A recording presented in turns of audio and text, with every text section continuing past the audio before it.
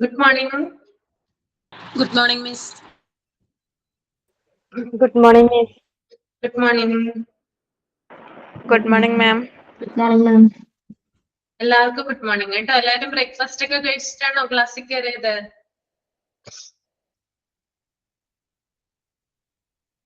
ആണ്.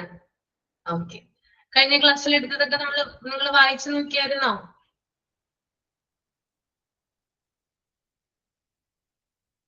ഓക്കെ, വായിച്ചു.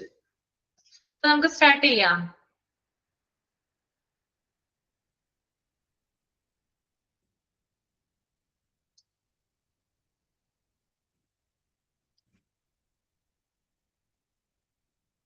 നമ്മൾ കഴിഞ്ഞ ക്ലാസ്സിലെ droplet transmission example influenza, pertussis, rubella അതുവരെ പറഞ്ഞായിരുന്നു അല്ലെ? അതുവരെയല്ലേ പറഞ്ഞു നിർത്തിയത്?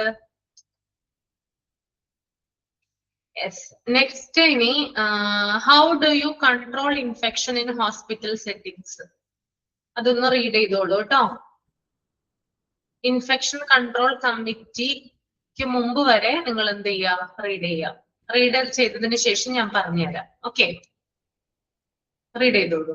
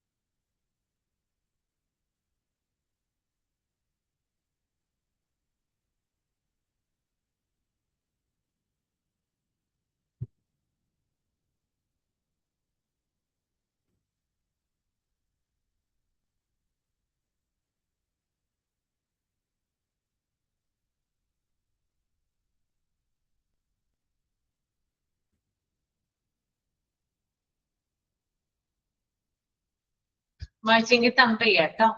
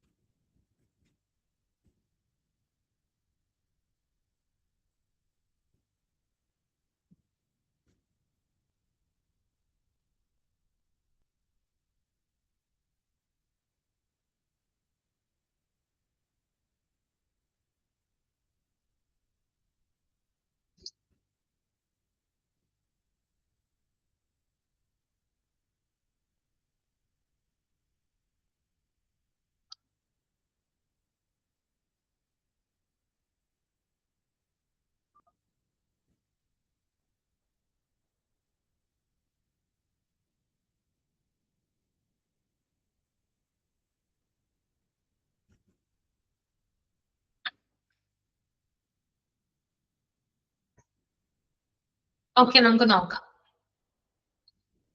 കഴിഞ്ഞോ? വായിച്ചു കഴിഞ്ഞോ? ഇൻഫെക്ഷൻ കൺട്രോൾ കമ്മിറ്റിക്ക് മുമ്പ് വരെ വായിക്കാൻ പറഞ്ഞു.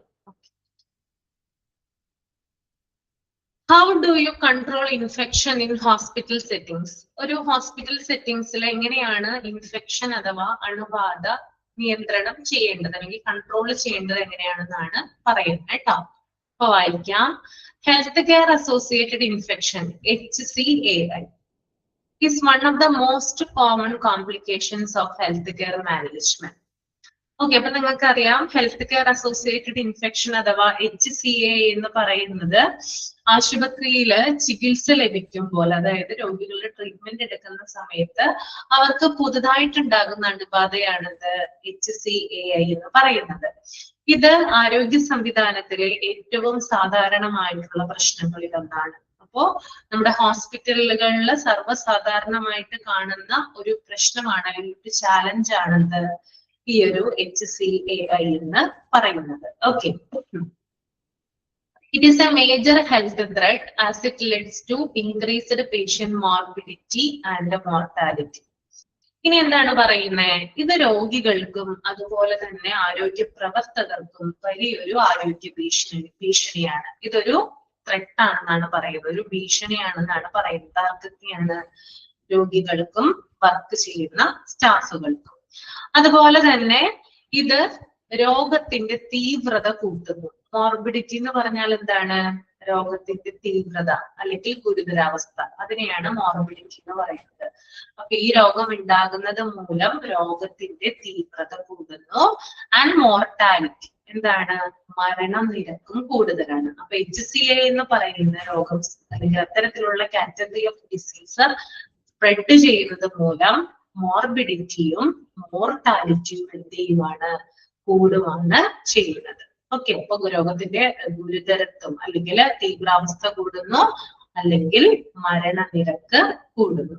ഓക്കെ, വേറൊരു സെന്റൻസും കൂടി പറഞ്ഞിട്ടുണ്ട്. Length of hospital stay and the cost associated with hospital stay. അതുപോലെ തന്നെ ഇത്തരത്തിലുള്ള ഒരു രോഗം പിടിപെട്ട് കഴിഞ്ഞാൽ, HCA വന്നു കഴിഞ്ഞാല് രോഗിക്ക് ആശുപത്രിയിൽ കൂടുതൽ ദിവസം കഴിയേണ്ടതായിട്ട് വരും.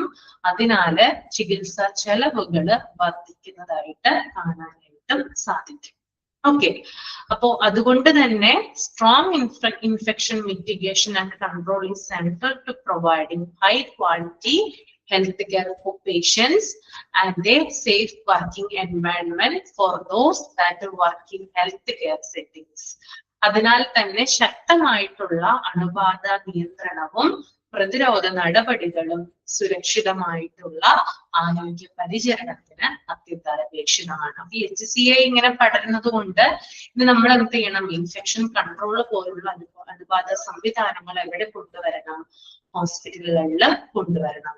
അപ്പോ അതുണ്ടെങ്കിൽ മാത്രമാണ് രോഗികൾക്ക് കൂടുതൽ പേരിലേക്ക് രോഗം പകരാതിരിക്കുകയും വലിയൊരു ചാലഞ്ചസ് നമ്മുടെ മുന്നിൽ ഇല്ലാതിരിക്കുകയും ചെയ്തുള്ളൂ. ഓക്കെ, ഇത്രയും കാര്യങ്ങൾ ക്ലിയർ ആണോ? ഓക്കെ ആണോ? യെസ്.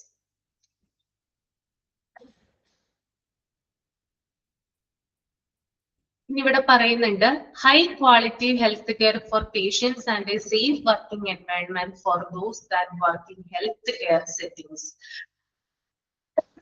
അതായത് രോഗികൾക്ക് ഉയർന്ന നിലവാരമുള്ള ചികിത്സ ലഭിക്കാനും ആരോഗ്യ പ്രവർത്തകർക്ക് സുരക്ഷിതമായിട്ടുള്ള ജോലി അന്തരീക്ഷം ലഭിക്കാനും അണുബാധ നിയന്ത്രണം ആവശ്യമാണ്.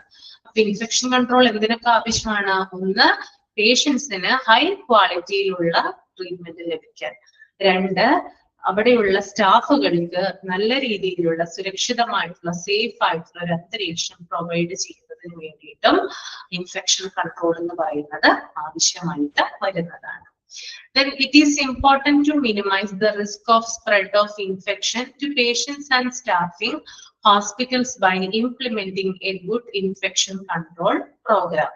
ഇനി നല്ല ഇൻഫെക്ഷൻ കൺട്രോൾ പ്രോഗ്രാം അല്ലെങ്കിൽ നല്ല അണുബാധ നിയന്ത്രണ പദ്ധതികൾ നടപ്പിലാക്കുന്നതിലൂടെ രോഗികൾക്കും ആശുപത്രി ജീവനക്കാർക്കും രോഗം പകരാനുള്ള സാധ്യത കുറയ്ക്കണം.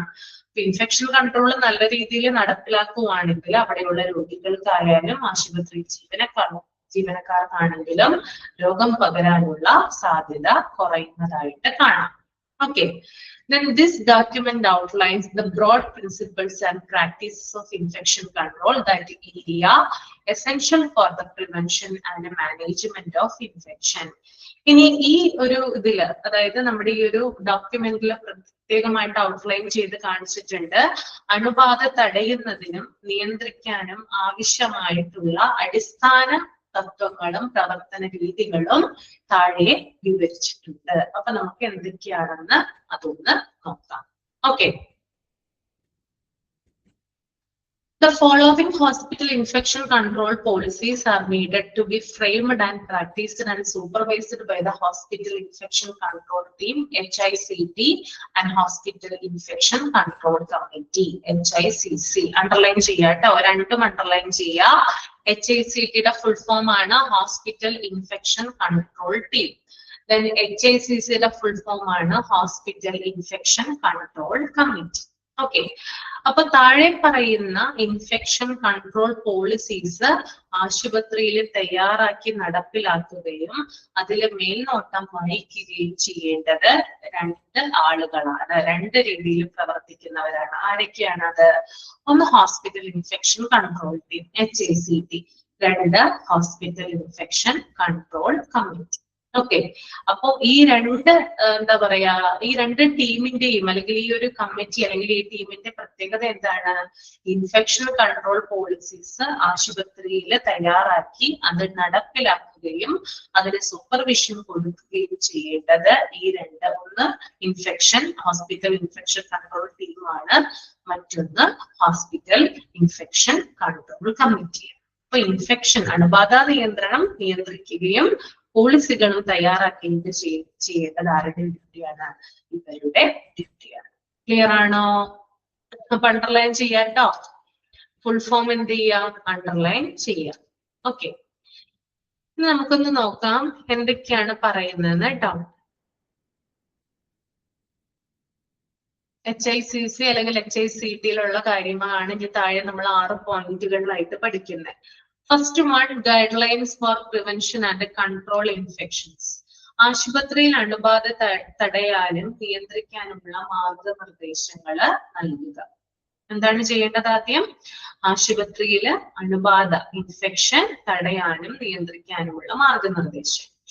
രണ്ട്, ഡിസിൻഫെക്ഷൻ പോളിസി. ഡിസിൻഫെക്ഷൻ പോളിസി എന്ന് പറഞ്ഞാൽ എന്താ ഉദ്ദേശിക്കുന്നത്? ആശുപത്രിയിലെ ഉപകരണങ്ങള്, മുറികള്, പിന്നെ സർഫേസ് എന്നിവ ഡിസിൻഫെക്ട് ചെയ്യാൻ, അണുനശീകരണം ചെയ്യുന്നതിനുള്ള പോളിസി. ഓക്കെ. അപ്പൊ ആശുപത്രിയിൽ നമ്മൾക്ക് ധാരാളം എക്യുപ്മെന്റുകൾ കാണാൻ സാധിക്കും, ധാരാളം റൂമുണ്ട്, പിന്നെ ധാരാളം സർഫേസ് ഉണ്ട്, ഉപരിതലങ്ങളുണ്ട്. ഇത്തരത്തിലുള്ള ഇടങ്ങൾ ഡിസിൻഫെക്ട് ചെയ്യാനുള്ള പോളിസിയാണ് ഡിസിൻഫെക്ഷൻ പോളിസി എന്ന് പറയുന്നത്. ഓക്കെ.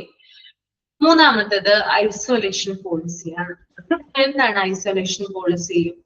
അതായത് സ്പ്രെഡ് ചെയ്യുന്ന രോഗമുള്ള രോഗികളെ മറ്റുള്ളവരിൽ നിന്ന് വേർതിരിച്ച് കെയർ ചെയ്യുന്നതിനുള്ള പോളിസിയാണ് ഐസൊലേഷൻ പോളിസി. നമുക്കറിയാം നിപ്പ, കൊറോണ ഇങ്ങനെയുള്ള രോഗങ്ങൾ വന്നപ്പോ ആളുകള് പ്രത്യേകമായിട്ട് ഐസൊലേറ്റ് ചെയ്തിരിക്കുവായിരുന്നു അല്ലെ.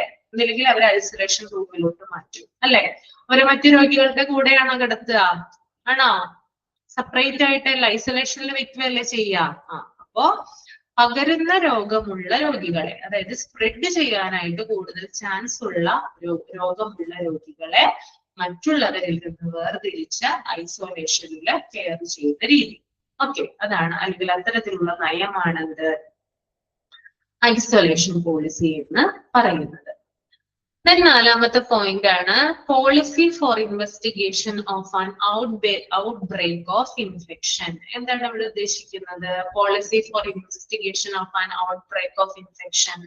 അതായത് ഒരേ സമയം നിരവധി രോഗികൾക്ക് അണുബാധയുണ്ടായാൽ, ഔട്ട്ബ്രേക്ക് ആണ് കേട്ടോ. അതായത് ഒരേ സമയം ഒട്ടനേകം പേഷ്യൻസിന് ഒരു രോഗം ഉണ്ടായിക്കഴിഞ്ഞാൽ, ഇൻഫെക്ഷൻ ഉണ്ടായിക്കഴിഞ്ഞാല് അതിന്റെ കാരണം കണ്ടെത്തുകയും അന്വേഷണം നടത്തുകയും ചെയ്യുന്ന പോളിസിയാണെന്ത് policy for investigation of an outbreak of infection. ഇപ്പൊ നിപ്പ വന്നു, കൊറോണ വന്നു, ഇതൊക്കെ എന്താണ്? ഒരേ സമയം തന്നെ ഒന്നിൽ കൂടുതൽ ആളുകൾക്ക് ആ രോഗം പകരുകയാണ് ഉണ്ടായത് അല്ലെ.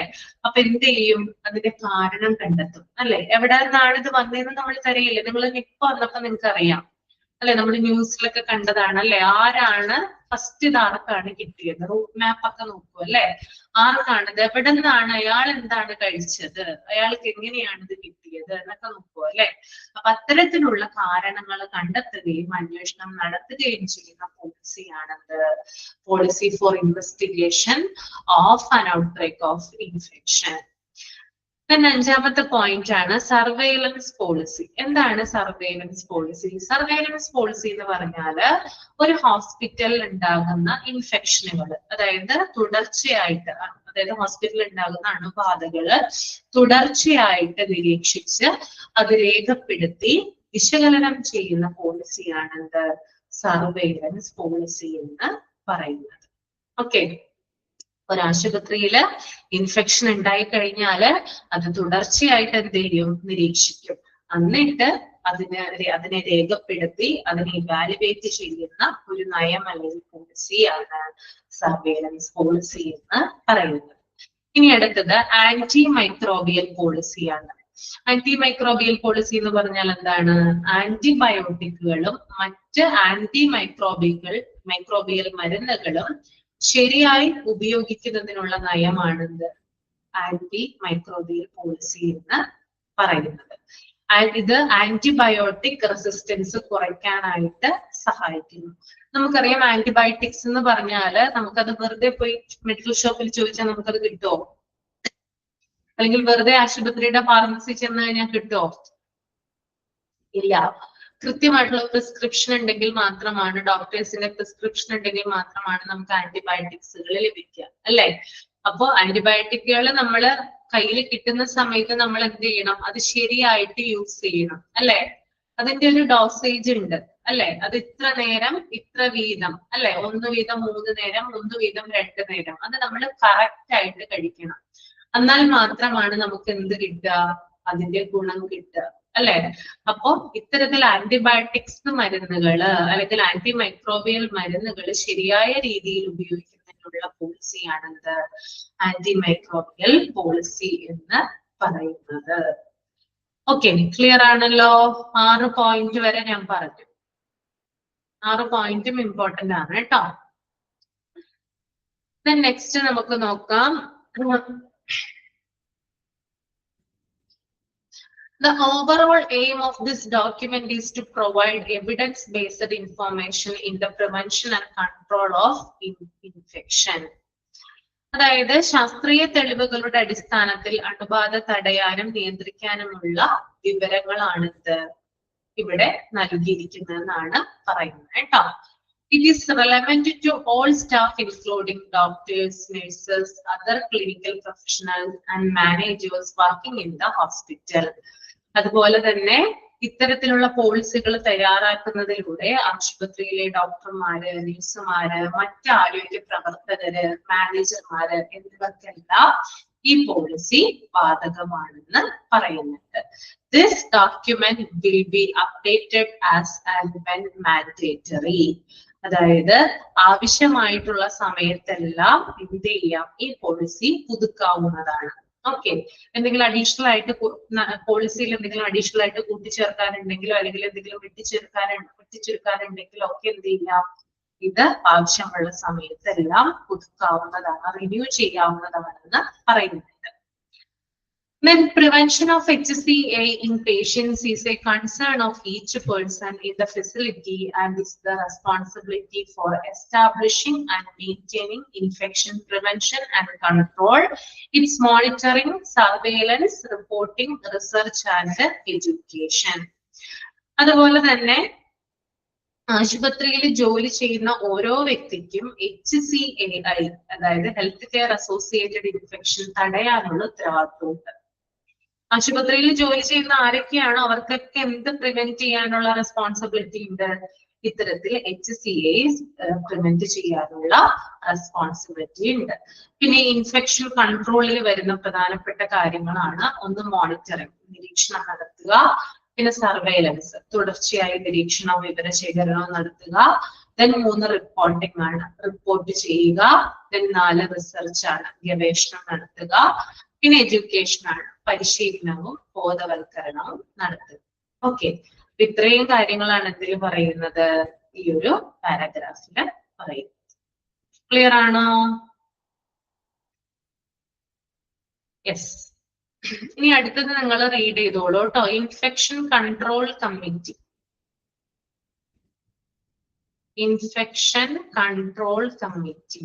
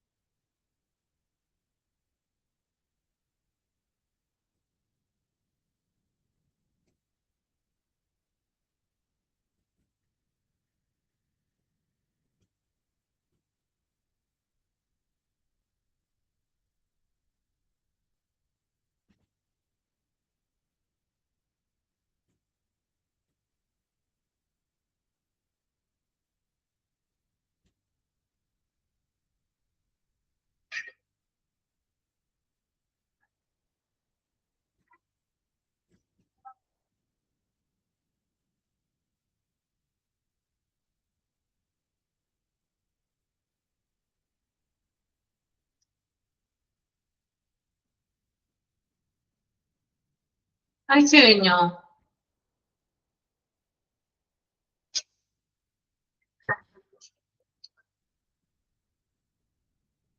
ഓക്കെ, ഞാൻ വായിക്കാം. Infection Control Committee. The committee is an integral feature of the patient safety program of the healthcare facility and is liable for founding and managing infection prevention and control. Its monitoring, surveillance, reporting, research and education. This committee should include wider representation from all relevant disciplines or departments in the facility. The committee has one elected chairperson who is the hospital administrator or a person who has direct access to the head of the hospital. Okay, അപ്പൊ നമ്മൾ ഇനി നോക്കാൻ പോകുന്നത് infection control കമ്മിറ്റിയെ കുറിച്ചിട്ടാണ്. ആദ്യം തന്നെ അതിനകത്ത് പറയുന്നുണ്ട്, the committee is an integral feature of the patient safety program of the health care facility. എന്താണ് ഇവിടെ ഉദ്ദേശിക്കുന്നത്? അതായത് hospital infection control committee HICC എന്ന് പറയുന്നത് രോഗികളുടെ സുരക്ഷ ഉറപ്പാക്കുന്ന പ്രധാന കമ്മിറ്റിയാണ്. അണ്ടർലൈൻ ചെയ്യുക കേട്ടോ. The committee is an integral feature of the patient safety program of the health care facility. എന്താ ഉദ്ദേശിക്കുന്നത്? രോഗികളുടെ സുരക്ഷ ഉറപ്പാക്കുന്ന പ്രധാന കമ്മിറ്റിയാണ് ഈ ഇൻഫെക്ഷൻ കൺട്രോൾ കമ്മിറ്റി എന്ന് പറയുന്നത്. ഓക്കെ,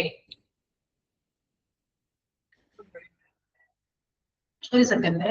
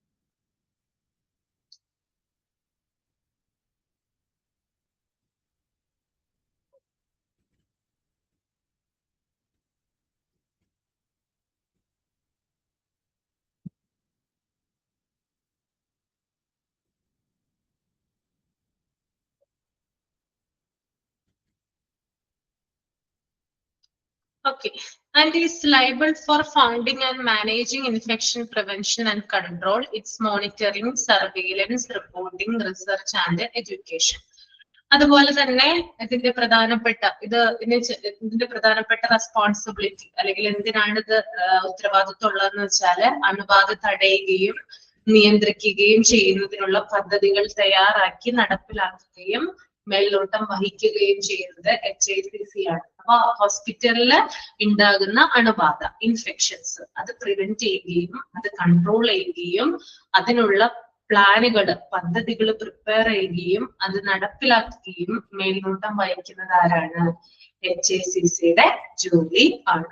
ഓക്കെ, ഇനി എന്താണ് പ്രധാനപ്പെട്ട ചുമതലകൾ എന്ന് കൊടുത്തിട്ടുണ്ട് അവിടെ, നിങ്ങളത് നോക്കിക്കോളൂ. ഇറ്റ്സ് മോണിറ്ററിങ്, അണ്ടർലൈൻ ചെയ്യാം കേട്ടോ. It's monitoring, surveillance, reporting, research and education. അതായത് നിരീക്ഷണങ്ങൾ നടത്തുക, അതായത് ഈ ഒരു ഹോസ്പിറ്റൽ ബേസ്ഡ് ഇൻഫെക്ഷനുമായി ബന്ധപ്പെട്ടിട്ടുള്ള കാര്യങ്ങളിൽ നിരീക്ഷണം നടത്തുക, സർവെയിലൻസ് വിവരശേഖരണം നടത്തുക, റിപ്പോർട്ട് ചെയ്യുക, റിസർച്ച് ഗവേഷണം നടത്തുക, എഡ്യൂക്കേഷൻ പരിശീലനങ്ങൾ കൊടുക്കുക. ഇത്രയുമാണ് എന്ത് ഇൻഫെക്ഷൻ കൺട്രോൾ കമ്മിറ്റിയുടെ പ്രധാനപ്പെട്ട ഡ്യൂട്ടി എന്ന് പറയുന്നത്. ഇനി നമുക്ക് അടുത്തത് നോക്കാം. ഇത്രയും കാര്യങ്ങൾ ക്ലിയർ ആണോ? ഓക്കെ ആണോ? യെസ്. അടുത്തത്, the committee has one elected chairperson who is the hospital administrator or a person who has direct access to the head of the hospital. ഇനി അവിടെ എന്താ പറയുന്നേ? അതായത് ഹോസ്പിറ്റൽ ഇൻഫെക്ഷൻ കൺട്രോൾ കമ്മിറ്റി HICCക്ക് ഒരു chairperson ഉണ്ടായിരിക്കും. HICC എന്ന് പറഞ്ഞാൽ എന്താ നമുക്കറിയാം? ഹോസ്പിറ്റൽ ഇൻഫർമേഷൻ കമ്മിറ്റി ആണ് അല്ലെ, അല്ലെങ്കിൽ ഹോസ്പിറ്റലിന്റെ അണുബാധ നിയന്ത്രണവുമായിട്ടുള്ള ബന്ധപ്പെട്ടിട്ടുള്ള കമ്മിറ്റിയാണ്. അപ്പൊ ഈ കമ്മിറ്റിക്ക് എന്തുണ്ട്? ഒരു ചെയർപേഴ്സൺ ഉണ്ടായിരിക്കും. ഇവിടെ പറയുന്ന ഒരു കാര്യം, സാധാരണയായിട്ട് ആശുപത്രിയുടെ അഡ്മിനിസ്ട്രേറ്ററോ അല്ലെങ്കിൽ ആശുപത്രിയുടെ തലവൻ അല്ലെങ്കിൽ ഹെഡുമായി ബന്ധപ്പെട്ടിട്ടുള്ള ഏതെങ്കിലും ഒരു ഉദ്യോഗസ്ഥനോ ആയിരിക്കും ചെയർപേഴ്സൺ ആയിരിക്കുന്നത്. അപ്പോ ആരാണ് ഈ കമ്മിറ്റിയുടെ ചെയർപേഴ്സൺ? ഒന്നില്ലെങ്കിൽ ആശുപത്രിയുടെ അഡ്മിനിസ്ട്രേറ്റർ, അല്ലെങ്കിൽ ആശുപത്രിയുടെ ഹെഡ് ഉണ്ടല്ലോ, തലവൻ ഉണ്ടല്ലോ, അതുമായിട്ട് റിലേറ്റ് ചെയ്യുന്ന ഏതെങ്കിലും വ്യക്തികളായിരിക്കും ഈ ഒരു ഇൻഫെക്ഷൻ കൺട്രോൾ കമ്മിറ്റിയുടെ തലവൻ അല്ലെങ്കിൽ അതിന്റെ ചെയർപേഴ്സൺ ആയിട്ട് അല്ലെങ്കിൽ ചെയർമാൻ ആയിട്ട് വരുന്നത്. നിങ്ങൾ ഹോസ്പിറ്റലൊക്കെ പോകുന്ന സമയത്ത് സ്ക്രീനുകൾ കാണിക്കാറില്ലേ? മോണിറ്റർ, ജസ്റ്റ് ഒരു സ്ക്രീൻ ഫ്ലെക്സ് പോലെ വെച്ചിരിക്കുന്നത് കണ്ടിട്ടുണ്ടോ? വലിയ ഹോസ്പിറ്റലൊക്കെ പോകുമ്പോൾ, മൾട്ടി സ്പെഷ്യാലിറ്റി ഹോസ്പിറ്റലൊക്കെ പോകുന്ന സമയത്ത് റിസപ്ഷന്റെ ഏരിയയുടെ അവിടെ ഒരു സ്ക്രീൻ വെച്ചിട്ടുണ്ടാകും. TV പോലെ, TV ആണെന്ന് പറയാൻ പറ്റില്ല, ഒരു സ്ക്രീൻ. ആരും കണ്ടിട്ടില്ല? ഒറ്റ മനുഷ്യര് കണ്ടിട്ടില്ല? ഹോസ്പിറ്റലിൽ പോയിട്ടില്ലേ? വലിയ ഹോസ്പിറ്റലിൽ പോയിട്ടില്ലേ? കണ്ടിട്ടുണ്ട്. ആ സ്ക്രീനില് പ്രധാനപ്പെട്ട ഡോക്ടേഴ്സിന്റെ ചിത്രങ്ങൾ വരും. അത് കണ്ടിട്ടുണ്ടോ നിങ്ങള്? അവരുടെ ഡിപ്പാർട്ട്മെന്റുകള് കണ്ടിട്ടുണ്ട്. പിന്നെ ഡോക്ടേഴ്സിന്റെ പേരുകൾ അതിനകത്ത് വരുന്നതായിരിക്കും അല്ലെ? അതുപോലെ തന്നെ ഹൗസ് കീപ്പിംഗ്, അതുമായി ബന്ധപ്പെട്ടിട്ടുള്ള തലവൻ ആരാണ്? ആ ഹോസ്പിറ്റലിലെ ഇൻഫെക്ഷൻ കൺട്രോൾ കമ്മിറ്റിയുടെ ചെയർപേഴ്സൺ ആരാണ്? അല്ലെങ്കിൽ അതുമായിട്ട് പ്രവർത്തിക്കുന്ന വ്യക്തികൾ ആരൊക്കെയാണ്? ഇതൊക്കെ ആ സ്ക്രീനിൽ വരും കേട്ടോ. അപ്പൊ ഒന്ന് ശ്രദ്ധിച്ചാൽ മതി. ഡോക്ടേഴ്സിന്റെ പേര് മാത്രമല്ല ഇതിനകത്ത് വരുന്ന, ഇൻഫെക്ഷൻ കൺട്രോൾ കമ്മിറ്റി, പിന്നെ CSD, അതുപോലെ തന്നെ നമ്മുടെ ഹൗസ് കീപ്പിംഗ്, അങ്ങനെ പല വിഭാഗങ്ങളുമായി ബന്ധപ്പെട്ടിട്ടുള്ള ആളുകളുടെ പേരുകളും അവരുടെ ഫോട്ടോയും സഹിതം ആ സ്ക്രീനിൽ കൊടുക്കും. അപ്പൊ ഇനി ശ്രദ്ധിക്കില്ല, ചെല്ലുമ്പോ സ്ക്രീൻ വെറുതെ അല്ല കാണിക്കുന്നത്, ഹോസ്പിറ്റലിലെ ആളുകളെ പരിചയപ്പെടുത്തുന്നതാണ് നമുക്ക് മുന്നിൽ. ഇനി ശ്രദ്ധിക്കോ ഹോസ്പിറ്റലിൽ ചെല്ലുമ്പോ? ശ്രദ്ധിക്കണം. ശ്രദ്ധിച്ചാൽ മാത്രമേ നമുക്ക് ഇതൊക്കെ മനസ്സിലാവുള്ളൂ.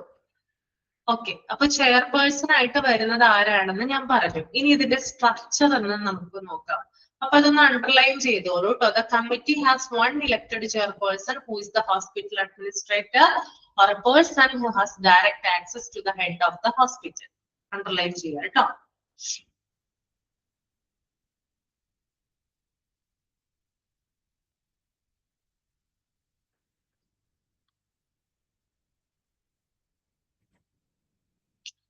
ഇനി ഇതിന്റെ സ്ട്രക്ചർ ഒന്ന് നമുക്ക് നോക്കാം.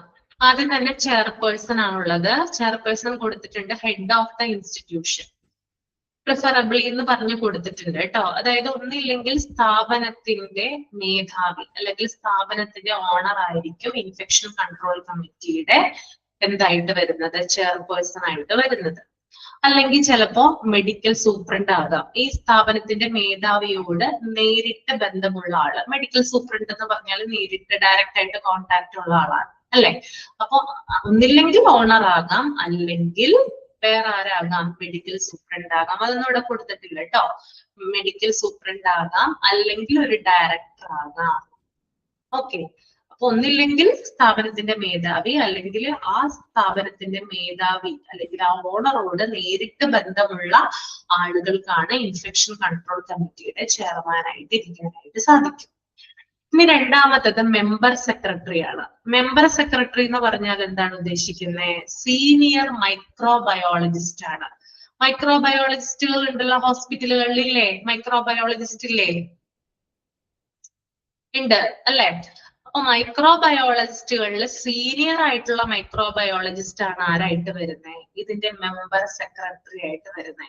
എന്തുകൊണ്ടാണ് ഈ മൈക്രോബയോളജിസ്റ്റിനെ തന്നെ എടുത്ത് ഈ മെമ്പർ സെക്രട്ടറി ആക്കിയിട്ടുള്ളത്? നിങ്ങൾ ചിന്തിച്ചോ? എന്തുകൊണ്ടായിരിക്കും അദ്ദേഹത്തെ അങ്ങനെ എടുത്താക്കിയിട്ടുള്ളത്? മൈക്രോബയോളജിസ്റ്റിനെയാണ് ഇത് ഏൽപ്പിച്ചിരിക്കുന്നത്. അപ്പൊ അതിനൊരു കാരണം ഉണ്ടാവില്ലേ? ഇൻഫെക്ഷൻ കൺട്രോൾ കമ്മിറ്റിയുടെ മെമ്പർ സെക്രട്ടറി ആയിട്ട് അദ്ദേഹം പ്രവർത്തിക്കണമെങ്കിൽ അതിന് എന്തെങ്കിലും ഒരു റീസൺ ഉണ്ടാകും. എന്താണ് ആ റീസൺ? അതായത് രോഗാണുക്കളെ കുറിച്ചിട്ടുള്ള പരിശോധന, അതിന്റെ റിപ്പോർട്ടുകള്, ഇൻഫെക്ഷൻ കൺട്രോൾ പ്രവർത്തനങ്ങളുടെ ഏകോപനം എന്നിവ തയ്യാറാക്കുന്നത് ആരാണ്? മെമ്പർ സെക്രട്ടറിയാണ്. ഇപ്പൊ രോഗാണുകൾ, അദ്ദേഹം മൈക്രോബയോളജിസ്റ്റ് ആണ്, അതുകൊണ്ട് തന്നെ രോഗാണുക്കളെ കുറിച്ച് കൂടുതൽ അറിയാനായിട്ട് സാധിക്കും. അതിന്റെ റിപ്പോർട്ടുകൾ പങ്കുവെക്കും. മാത്രവുമല്ല ഇൻഫെക്ഷൻ കൺട്രോൾ പ്രവർത്തനങ്ങളുടെ കോർഡിനേഷനും അദ്ദേഹം ചെയ്യും. അതുകൊണ്ടാണ് അദ്ദേഹത്തെ പിടിച്ച് മെമ്പർ സെക്രട്ടറി ആക്കിയിരിക്കുന്നത് കേട്ടോ. ഇനി നെക്സ്റ്റ് മെമ്പേഴ്സ് നമുക്കൊന്ന് നോക്കാം. ഇതിനകത്ത് മെമ്പേഴ്സ് വരുന്നത് representation from management, administration, director of hospital, nursing service, medical service, operation എന്ന് കൊടുത്തിട്ടുണ്ട്. അപ്പൊ എന്തൊക്കെയാണ് ഇതിനകത്ത് മെമ്പേഴ്സ് വരുന്നത്? ആരാണ്? ഒന്ന് ഡയറക്ടർ ഓഫ് ഹോസ്പിറ്റൽ, അല്ലെങ്കിൽ ഹോസ്പിറ്റലിന്റെ ഡയറക്ടർ ആയിട്ട് വരുന്ന വ്യക്തി മെമ്പർ ആയിട്ട് വരുന്നുണ്ട്. പിന്നെ നഴ്സിംഗ് സർവീസ് റെപ്രസെന്റേറ്റീവ് വരുന്നുണ്ട്. ഓക്കെ, അതായത് നഴ്സിംഗ് സർവീസ് റെപ്രസെന്റേറ്റീവ് വരുന്നുണ്ട്. പിന്നെ മെഡിക്കൽ സർവീസ് റെപ്രസെന്റേറ്റീവ് വരുന്നുണ്ട്. പിന്നെ ഓപ്പറേഷൻ ഡിപ്പാർട്ട്മെന്റ് റെപ്രസെന്റേറ്റീവ്സ് വരുന്നുണ്ട്. ഓക്കെ, അപ്പോ മാനേജ്മെന്റിൽ നിന്നുള്ള റെപ്രസെന്റേഷൻ ആണ്. അത് ഡയറക്ടർ ഉണ്ടാകും, പിന്നെ നഴ്സിംഗ് സർവീസ് റെപ്രസെന്റേറ്റീവ് ഉണ്ടാവും, മെഡിക്കൽ സർവീസ് റെപ്രസെന്റേറ്റീവ് ഉണ്ടാവും, ഓപ്പറേഷൻ ഡിപ്പാർട്ട്മെന്റ് റെപ്രസെന്റേറ്റീവ് ഇതിന്റെ മെമ്പേഴ്സ് ആയിട്ട് വരുന്നതാണ്. നെക്സ്റ്റ് വൺ, അപ്പൊ ഇവരൊക്കെ ആരാണ്? ആശുപത്രിയുടെ വിവിധ ഭരണ വിഭാഗങ്ങളിൽ നിന്നുള്ള പ്രതിനിധികളാണ്. Okay, next relevant medical faculties. Relevant medical faculties എന്ന് പറഞ്ഞാൽ എന്താ ഉദ്ദേശിക്കുന്നത്? അതായത് വിവിധ മെഡിക്കൽ വിഭാഗങ്ങളിലെ വിദഗ്ധ ഡോക്ടർമാർ, അതായത് പല പല ഡിപ്പാർട്ട്മെന്റുകളിലുള്ള വിദഗ്ധരായിട്ടുള്ള ഡോക്ടേഴ്സ് ഈ ഒരു ഇൻഫെക്ഷൻ കൺട്രോൾ കമ്മിറ്റിയുടെ മെമ്പേഴ്സ് ആയിരിക്കും. ഓക്കെ, നെക്സ്റ്റ് അഞ്ചാമത്തതാണ് support service. OT, CS, SD, housekeeping, sanitation, engineering, pharmacologist, store officer, materials department. Okay, ഇനി സപ്പോർട്ട് സർവീസുമായി ബന്ധപ്പെട്ട് നമ്മുടെ സഹായ വിഭാഗങ്ങളിലെ പ്രതിനിധികൾ ആരൊക്കെയാണെന്ന് നോക്കാം. ഒന്നാമത്തത് പറയുന്നുണ്ട് ഓപ്പറേഷൻ തിയേറ്ററിൽ നിന്നുള്ള, അല്ലെങ്കിൽ ഓപ്പറേഷൻ തിയേറ്റർ അതായത് OTയിൽ നിന്നുള്ള റെപ്രസെന്റേറ്റീവ് അല്ലെങ്കിൽ അവരുടെ സപ്പോർട്ട് സർവീസ് ഇൻഫെക്ഷൻ കൺട്രോൾ കമ്മിറ്റിക്ക് ഉണ്ടാകും. പിന്നെ അതുപോലെ തന്നെ CSSD എന്താണ്? Central sterile supply department.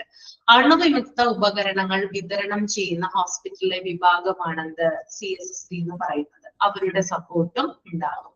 പിന്നെ ഹൗസ് കീപ്പിംഗ് വിഭാഗത്തിൽ നിന്നുള്ള സപ്പോർട്ട്, സാനിറ്റേഷൻ വിഭാഗത്തിൽ നിന്നുള്ള സപ്പോർട്ട്, എഞ്ചിനീയറിംഗ് വിഭാഗത്തിൽ നിന്നുള്ള സപ്പോർട്ട്, അതുപോലെ തന്നെ ഫാർമസിസ്റ്റിന്റെ സപ്പോർട്ട്, പിന്നെ അതുപോലെ തന്നെ സ്റ്റോർ ഓഫീസർ അല്ലെങ്കിൽ മെറ്റീരിയൽസ് ഡിപ്പാർട്ട്മെന്റിന്റെ സപ്പോർട്ട് ഒക്കെ ഈ ഒരു വിഭാഗത്തിന് ഉണ്ടാകുന്നതാണ്.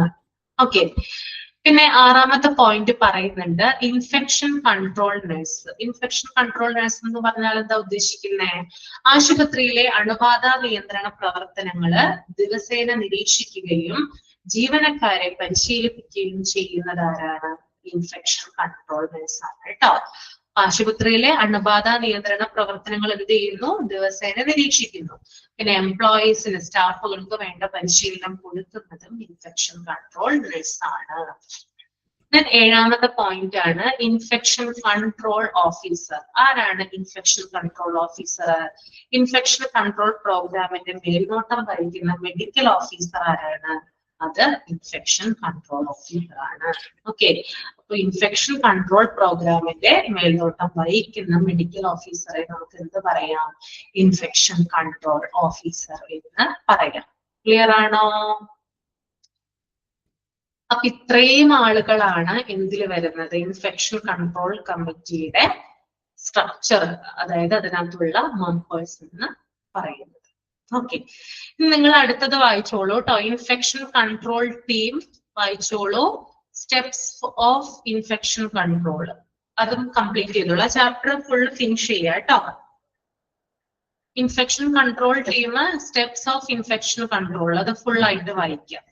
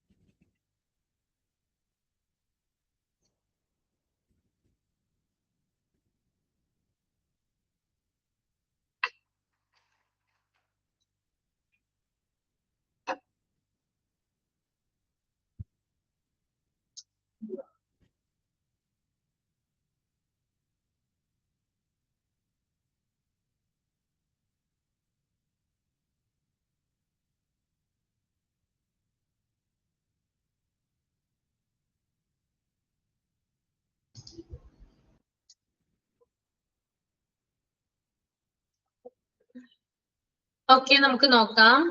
Infection control team. നമ്മളിപ്പോ കമ്മിറ്റി, ഇൻഫെക്ഷൻ കൺട്രോൾ കമ്മിറ്റിയെ കുറിച്ചിട്ടാണ് പഠിച്ചത്. ഇനി നമുക്ക് പഠിക്കാനായിട്ട് പോകുന്നത് നമ്മള് ഇൻഫെക്ഷൻ കൺട്രോൾ കമ്മിറ്റിയെ കുറിച്ച്, ടീമിനെ കുറിച്ചിട്ടാണ് കേട്ടോ. The infection control team should comprise at minimum an infection control officer, a microbiologist. If ICU is not a microbiologist, an infection control nurse. ICT takes daily measures for the prevention and control of infection in hospitals. Duties of the infection control team: develop a manual of policies and procedures for aseptic, isolation and antiseptic methods. Okay. അപ്പോൾ ഇവിടെ പറയുന്നുണ്ട്, the infection control team should comprise at minimum an infection control officer, a microbiologist, and infection control nurse. എന്താ ഇവിടെ പറയുന്നത്? അതായത് infection control ടീമിൽ കുറഞ്ഞത് താഴെ പറയുന്ന 3 ആളുകളാണ് ഉണ്ടാവുക. ഒന്നാമത്തേന്ന് പറയുന്നത് ഇൻഫെക്ഷൻ കൺട്രോൾ ഓഫീസർ ആണ്. അണ്ടർലൈൻ ചെയ്യാം കേട്ടോ. ഇൻഫെക്ഷൻ കൺട്രോൾ ഓഫീസർ ആണ് ആദ്യത്തേത്. ഓക്കെ. രണ്ടാമത്തെ ആളെന്ന് പറഞ്ഞാൽ ഒരു മൈക്രോബയോളജിസ്റ്റ്. അപ്പൊ ഇൻഫെക്ഷൻ കൺട്രോൾ ടീമിൽ 3 പേരുണ്ട്. ആദ്യത്തേത് ഇൻഫെക്ഷൻ കൺട്രോൾ ഓഫീസർ, രണ്ടാമത്തേത് മൈക്രോബയോളജിസ്റ്റ്. ഇനി ഇവിടെ ബ്രാക്കറ്റിൽ കൊടുത്തിട്ടുണ്ട്, ICU is not a microbiologist. Infection control officer എന്ന് പറയുന്ന വ്യക്തി ഒരു മൈക്രോബയോളജിസ്റ്റ് അല്ല, പ്രത്യേകം നോട്ട് ചെയ്യുക കേട്ടോ. അതുകൂടാതെ ഇവരെ 2 പേരെയും കൂടാതെ ഒരു ഇൻഫെക്ഷൻ കൺട്രോൾ നേഴ്സും ഇതിലുണ്ടാവും, ഇൻഫെക്ഷൻ കൺട്രോൾ ടീമിൽ ഉണ്ടാവും. അപ്പൊ 3 പേരാണുള്ളത് ഇൻഫെക്ഷൻ കൺട്രോൾ ടീമില്. ഒന്ന് infection control officer, 2 microbiologist, 3 infection control nurse. 3 പേരുകൾ അണ്ടർലൈൻ ചെയ്ത് വെക്കുക. ICT takes daily measures for the prevention and control of infection in hospitals. Duties of the infection control team: develop a manual of policies and procedures for aseptic, isolation and antiseptic methods. അതായത് infection control team എന്ന് പറയുന്നത് അവരുടെ ജോലി ദിവസേന ആശുപത്രിയിൽ അണുബാധ തടയുന്നതിനും നിയന്ത്രിക്കുന്നതിനും ആവശ്യമായ നടപടികൾ സ്വീകരിക്കുക എന്നുള്ളതാണ്. ഇപ്പൊ ഡേ ടു ഡേ പ്രൊസീജിയർ ആണ്. അതായത് ഓരോ ദിവസവും എന്തൊക്കെ കാര്യങ്ങളാണ് ചെയ്യേണ്ടത്, എന്തിനു വേണ്ടിയിട്ട്, അണുബാധ തടയുന്നതിനും അത് നിയന്ത്രിക്കുന്നതിനും എന്തൊക്കെ കാര്യങ്ങളാണ് സ്വീകരിക്കേണ്ടത്. ഇത്തരത്തിലുള്ള നയങ്ങൾ തയ്യാറാക്കുന്നത് ആരാണ്, അല്ലെങ്കിൽ നടപടികൾ സ്വീകരിക്കുന്നത് ആരാണ്? അത് ഇൻഫെക്ഷൻ കൺട്രോൾ ടീമാണ്. ഓക്കെ. മാത്രമല്ല വേറെ പ്രധാനപ്പെട്ട അവരുടെ ചുമതല പറയുന്നുണ്ട്, അസെപ്റ്റിക് ടെക്നിക്സ്, അതായത് അണുവിമുക്ത രീതികൾ പ്രയോഗിക്കുക. അത് അവരുടെ ഒരു ഡ്യൂട്ടിയാണ്, അസെപ്റ്റിക് മെത്തേഡുകൾ ഉപയോഗിക്കുക. 2 ഐസൊലേഷൻ പ്രൊസീജിയേഴ്സ്, അതായത് രോഗി ഒറ്റയ്ക്ക് താമസിക്കുന്നതുമായി ബന്ധപ്പെട്ടിട്ടുള്ള നടപടികൾ പൂർത്തീകരിക്കുക. ദെൻ ആന്റിസെപ്റ്റിക് മെത്തേഡ്സ്, അതായത് അണുനാശിനികൾ, ആന്റിസെപ്റ്റുകൾ ഉപയോഗിക്കേണ്ട രീതികൾ അത് വിവരിക്കുക. ഇത്തരത്തിലുള്ള കാര്യങ്ങളാണ് അവരുടെ പ്രധാനപ്പെട്ട ഡ്യൂട്ടിയിൽ വരുന്നത് കേട്ടോ. 1 അണുവിമുക്ത രീതികൾ പ്രയോഗിക്കുക, 2 ഐസൊലേഷൻ പ്രൊസീജിയേഴ്സ് കംപ്ലീറ്റ് ചെയ്യുക, 3 അണുനാശിനികൾ അല്ലെങ്കിൽ ആന്റിസെപ്റ്റുകൾ യൂസ് ചെയ്യേണ്ട രീതികൾ വിവരിക്കുക. ഇതാണ് അവരുടെ ഡ്യൂട്ടിയിൽ വരുന്നത്. 3 പേരുണ്ടാകും. പിന്നെ ഡേ ടു ഡേ പ്രൊസീജിയേഴ്സ് ആണ് ഇൻഫെക്ഷൻ കൺട്രോൾ ടീം ചെയ്യുന്നത്. ക്ലിയർ ആണോ?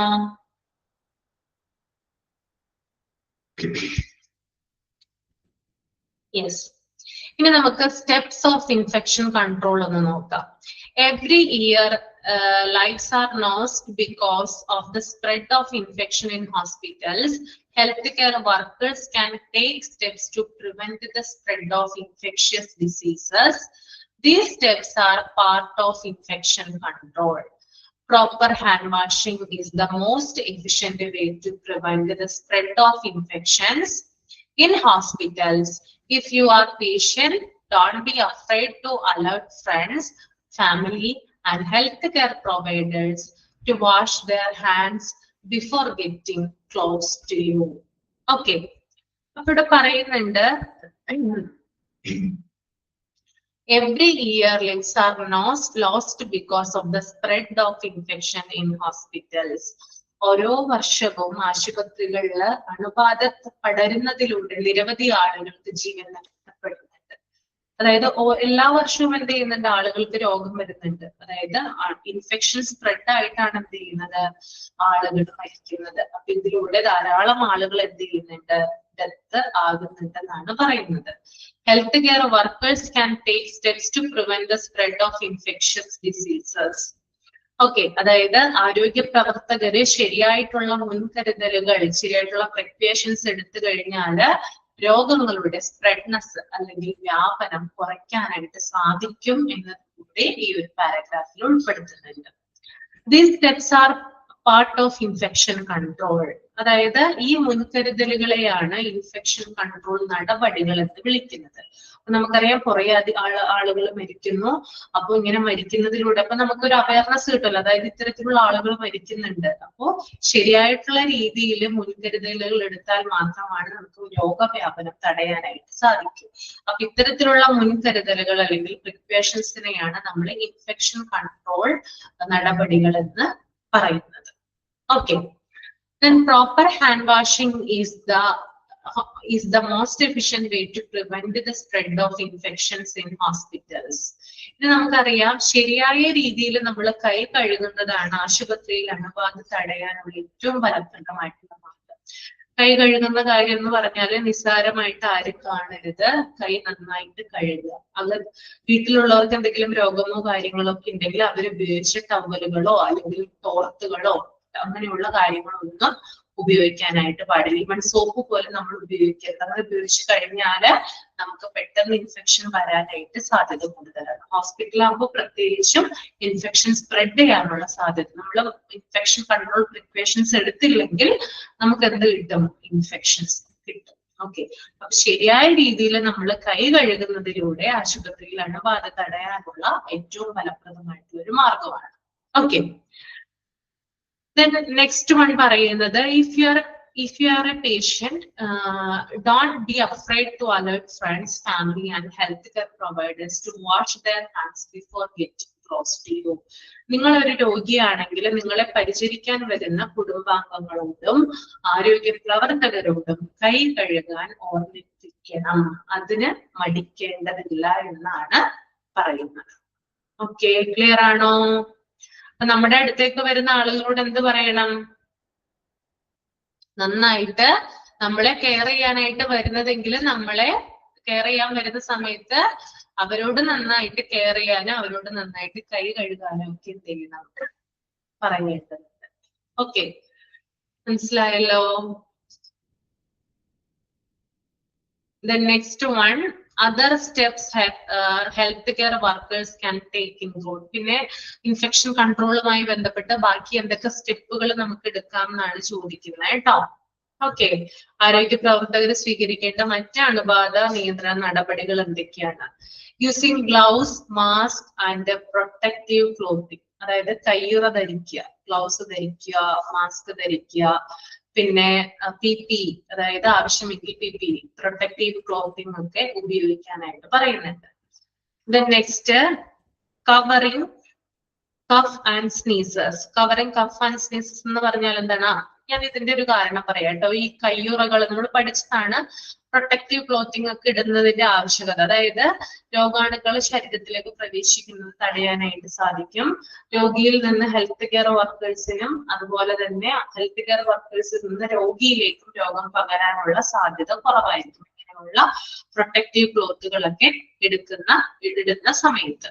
Then covering cough and sneezes, അതായത് ചുമയ്ക്കുമ്പോഴും തുമ്മുമ്പോഴും വായും മൂക്കും ടിഷ്യൂ അല്ലെങ്കിൽ നമ്മുടെ കയ്യിൽ കർച്ചീഫ് ഉണ്ടെങ്കിൽ കർച്ചീഫ് ഉപയോഗിക്കാം, ടിഷ്യൂ ഉണ്ടെങ്കിൽ ടിഷ്യൂ ഉപയോഗിക്കാം. ഇതൊന്നും ഇല്ലെങ്കിൽ നമ്മൾ എന്ത് ചെയ്യണം, ഇങ്ങനെ അല്ലെങ്കിൽ ഇങ്ങനെ ഉപയോഗിച്ചിട്ട് നമ്മൾ എന്ത് ചെയ്യണം, നമ്മുടെ വായും മൂക്കും പൊത്താനായിട്ട് കവർ ചെയ്യാനായിട്ട് ശ്രമിക്കണം. അപ്പോ ഡ്രോപ്സ് എന്ത് ചെയ്യില്ല, എയറിലേക്ക് തെറിക്കില്ല. ഓക്കെ, ആ ഒരു കാര്യം ശ്രദ്ധിക്കേണ്ടതുണ്ട്.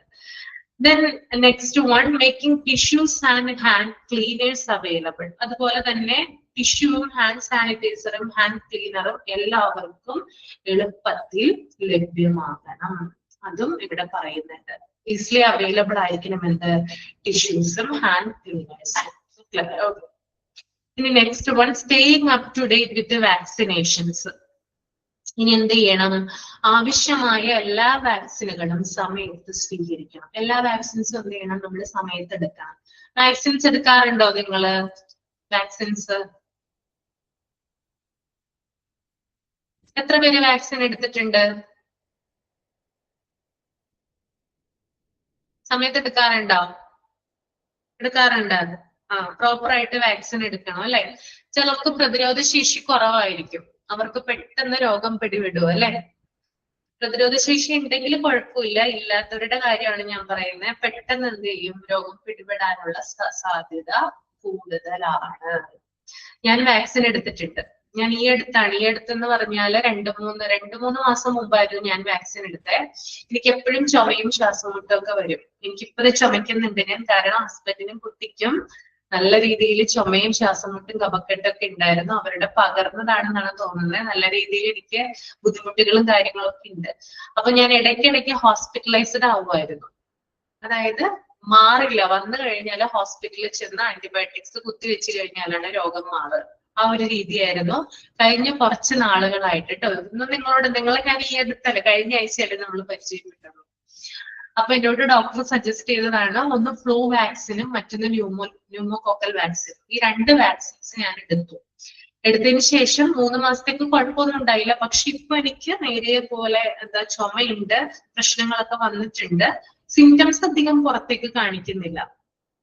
മുമ്പെന്ന് പറഞ്ഞാല് വരുമ്പോ സിംറ്റംസ് പുറത്തേക്ക് നല്ല രീതിയിൽ കാണിക്കുമായിരുന്നു. ഇത് വാക്സിൻ എടുത്തതിന്റെ ഗുണമാണോ എന്ന് അറിയില്ല. സിംറ്റംസ് ഒന്നും പുറത്തേക്ക് കാണിക്കുന്നില്ല, പക്ഷെ എനിക്ക് ഉള്ളിൽ ബുദ്ധിമുട്ടുകളുണ്ട്. അപ്പോ ഇനി നാളെ ഉണ്ടാവും എനിക്ക് അറിയില്ല കേട്ടോ. പഴയ പോലെ തന്നെ വാക്സിൻ എടുത്തിട്ടുണ്ടെങ്കിൽ കൂടിയും സിംറ്റംസ് പഴയ പോലെ തന്നെ പുറത്തേക്ക് വരുമെന്നൊന്നും എനിക്ക് അറിയില്ല. എന്നാലും ഞാൻ ദൈവത്തിനോട് പ്രാർത്ഥിക്കാണ് കുഴപ്പമൊന്നും ഉണ്ടാവില്ല. ഇത് പേടിച്ചിരിക്കുകയാണ്, കാരണം ചുമ വന്നു കഴിഞ്ഞാൽ പിന്നെ മാറാൻ 1-2 ആഴ്ചയൊക്കെ പിടിക്കും. അതാണ് പ്രത്യേകത രോഗത്തിന്റെ. അപ്പൊ ഇതാണ്, അതായത് ഇൻഫെക്ഷൻ ഒരാൾക്ക് അണുബാധ ഉണ്ടെങ്കിൽ അത് പെട്ടെന്ന് മറ്റുള്ളവരിലൊക്കെ വ്യാപിക്കാനുള്ള സാധ്യത കൂടുതലാണ്. കഫക്കെട്ട് കൂടും, അത് ശരിയാണ്. കഫമുണ്ട് നല്ല രീതിയിൽ, പക്ഷെ സിംറ്റംസ് ആയിട്ട് പുറത്തേക്ക് വരുന്നില്ല. ഉള്ളിലുണ്ട്, എനിക്ക് ബുദ്ധിമുട്ടുണ്ട്, പക്ഷെ അധികം പുറത്തേക്ക് കാണിക്കുന്നില്ലെന്ന് മാത്രം. അപ്പൊ ഇന്ന് എനിക്ക് ഡോക്ടറെ കാണണം. ഡോക്ടറെ കണ്ടിട്ട് മരുന്ന് വാങ്ങിക്കണം. മരുന്ന് വാങ്ങിച്ചാലാണ് സമാധാനം. അല്ലെങ്കിൽ പിന്നെ നാളെ എനിക്ക് ചിലപ്പോൾ നിങ്ങൾക്ക് ക്ലാസ് എടുക്കാൻ ചിലപ്പോൾ പറ്റിയെന്ന് വരില്ല, അങ്ങനെ അധികം എന്തെങ്കിലും പ്രശ്നങ്ങൾ ഉണ്ടെങ്കിൽ. അപ്പൊ നമ്മൾ കറക്റ്റ് ഇപ്പോ എന്നോട് പറഞ്ഞിരിക്കുന്നത് ഫ്ലൂ വാക്സിൻ വർഷാവർഷം എടുക്കാനോ ന്യൂമോകോക്കൽ 5 വർഷം കൂടുമ്പോൾ എടുക്കാനോ പറഞ്ഞിരിക്കുന്നത്. അങ്ങനെ എടുത്തു കഴിഞ്ഞാൽ ഒരുവിധം നമുക്ക് രോഗം വരാതിരിക്കാനും രോഗം വന്നു കഴിഞ്ഞാൽ അതിന്റെ സിവിയറിറ്റി കൂടാതിരിക്കാനും സാധിക്കും. അപ്പൊ പ്രോപ്പർ ആയിട്ട് ടൈമിൽ എന്ത് ചെയ്യണം, വാക്സിനേഷൻ നമ്മൾ എടുത്തിരിക്കുന്നത് പറയുന്നുണ്ട്. ഓക്കെ, നെക്സ്റ്റ് വൺ പറയുന്നത് following the hospital guide lines when dealing with blood or contaminated items. അതുപോലെ തന്നെ മറ്റ് പ്രധാനപ്പെട്ട ഒരു കാര്യം എന്ന് പറഞ്ഞാല് നമ്മള് ബ്ലഡ് അല്ലെങ്കിൽ മറ്റ് ബോഡി ഫ്ലൂയിഡ്സ് ഒക്കെ കൈകാര്യം ചെയ്യുന്ന സമയത്ത് ആശുപത്രിയുടെ ഇൻഫെക്ഷൻ കൺട്രോൾ മാർഗനിർദ്ദേശങ്ങൾ ശക്തമായിട്ട് പാലിക്കണം. അതായത് PPE ധരിക്കണം, പിന്നെ ഉപയോഗിച്ച സൂചികൾ ഷാർപ്പ് കണ്ടെയ്നറിൽ നിക്ഷേപിക്കണം, ബയോമെഡിക്കൽ വേസ്റ്റ് ശരിയായിട്ട് നിക്ഷേപിക്കണം, കൈകൾ നന്നായി കഴുകണം. ഇങ്ങനെയുള്ള കാര്യങ്ങളൊക്കെ കറക്റ്റ് ആയിട്ട് ഫോളോ ചെയ്യണം. ഓക്കെ, അപ്പൊ ഇത്രയും കാര്യങ്ങളാണ് നമുക്ക് ഇൻഫെക്ഷൻ കൺട്രോൾ എന്ന് പറയുന്ന ചാപ്റ്ററിൽ പഠിക്കാനായിട്ടുള്ളത്. ഓക്കെ, ക്ലിയർ ആണല്ലോ? ഈസി അല്ലേ? വായിച്ചാൽ മനസ്സിലാവുന്നതേ ഉള്ളൂ അല്ലെ? ഓക്കെ, അപ്പൊ ഞാൻ മൈക്ക് ഓൺ ചെയ്യാം കേട്ടോ. മൈക്ക് ഓൺ ചെയ്യാം.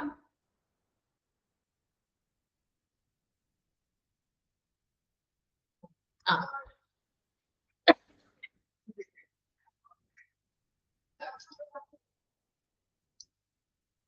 മൈക്ക് ഓൺ ആണ് മാം. മൈക്ക് ഓൺ ആണ് അല്ലേ? ആ ഓക്കെ ഓക്കെ. എന്തെങ്കിലും ഡൗട്ട് ഉണ്ടെങ്കിൽ ചോദിച്ചോളൂ.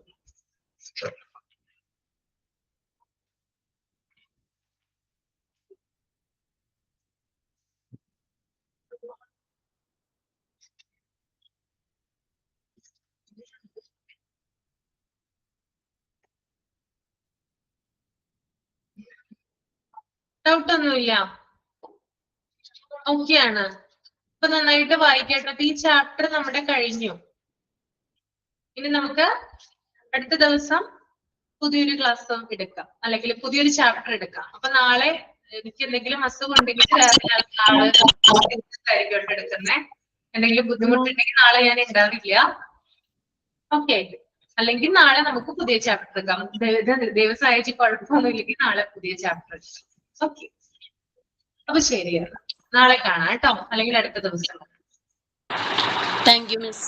Okay, thank you. അതിന്റെ പെയ്യുവാണേ.